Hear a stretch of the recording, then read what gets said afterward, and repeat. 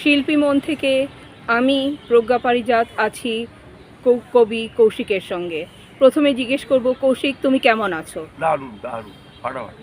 ভাষা দিবস নিয়ে তোমার কি বক্তব্য, বা বাংলা ভাষা নিয়ে তোমার কি বক্তব্য মানুষের কাছে?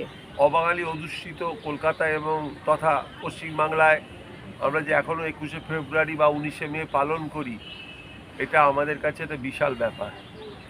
কারণ বিভিন্ন কারণে, বিশেষ করে রাজনৈতিক কারণে, দুটো সম্প্রদায়ের মধ্যে অবাঙালি দুটো সম্প্রদায় ঠিক করছে আমাদের বাংলা জুড়ে এবং পশ্চিমবাংলা জুড়ে, এবং কলকাতায় তো আরও বেশি।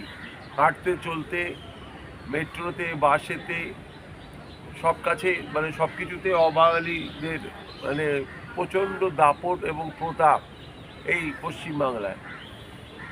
তারই মাঝখানে আমরা বাংলা ভাষা নিয়ে চর্চা করছি, এটাই আমাদের 14 সৌভাগ্য। আমরা বাঙালি বলতে ভুলে যাবো একদিন। ভাষা দূষণ, পরিবেশ দূষণ যেমন হচ্ছে, পরিবেশ দূষণের সঙ্গে সমাজ দূষণ, ভাষা দূষণ বা ভাষা অবক্ষয় নিয়ে তোমার কি বক্তব্য? ভাষার অবক্ষয় হয় না। যারা অবক্ষয় করার চেষ্টা করে তাদের ভাষা নিয়ে কিছু হুজুগে মানুষ লাফালাফি করে। বাঁদরামি প্যাদরামি করাটা মানুষের স্বভাব। কিন্তু যারা চর্চা করে, যারা বাংলা ভাষায় লেখালেখি করে, গল্প, কবিতা, নাটক, গান, তাদের অসুবিধা হয় না। তাদের কাজ করে যায়। তাদের দর্শক, তাদের শ্রোতা, তাদের অনুরাগী ঠিক পাশে থাকে, তাদের সহযোদ্ধার সঙ্গে থাকে। এটা হচ্ছে আমাদের বক্তব্য।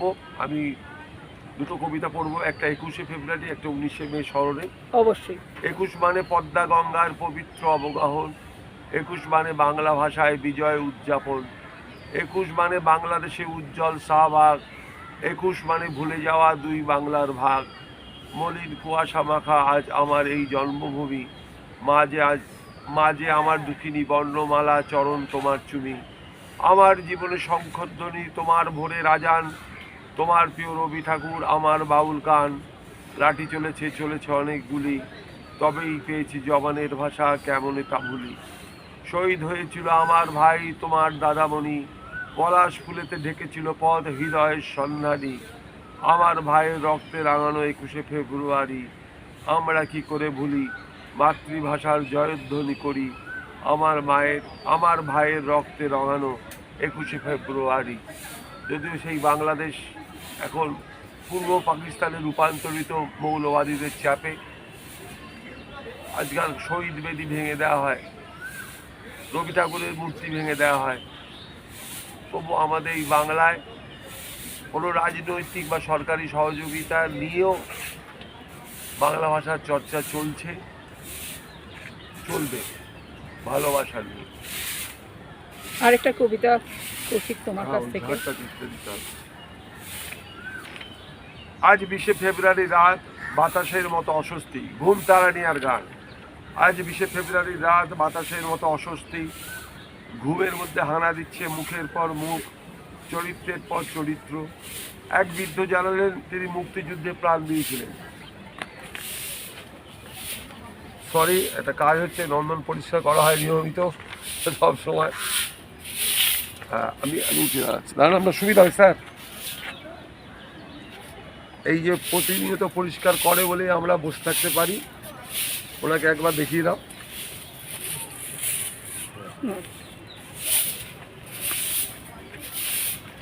আবার চলে গেলাম লাইভে। ঘুম তাড়ানি আর গান, এটা 21শে ফেব্রুয়ারির আগের দিন রাত্রিবেলায় লিখেছিলাম। অনেক বাচিক শিল্পী এটা আবৃত্তি করে। আজ 20শে ফেব্রুয়ারি রাত, বাতাসের মতো অস্বস্তি, ঘুমের মধ্যে হানা দিচ্ছে মুখের পর মুখ, চরিত্রের পর চরিত্র। এক বৃদ্ধ জানালেন তিনি মুক্তিযুদ্ধে প্রাণ দিয়েছেন, এখন তার সোনার বাংলাদেশ তাকে মনে রেখেছে কি? এপাশ ফিরে শুনে জিজ্ঞাসা করে এক যুবতী, কান্নায় ভেজা মুখ। ধর্ষিতা অবস্থায় খুন করেছিল রাজাকারেরা, এখন তার সোনার বাংলাদেশের রাজাকারেরা আছে কি? ওপাশ ফিরলে এক কিশোরের দীপ্ত মুখ ভাসে, ভাষার জন্য প্রাণ দিয়েছিল। সে প্রশ্ন করে, আপনার বাংলার জন্য কি করেছেন? ক্রমশ অবাঙালি অধ্যুষিত কলকাতার চারপাশ নিয়ে তীব্র দহন এসে পড়ে আদো ঘুমের স্মৃতিকথায়।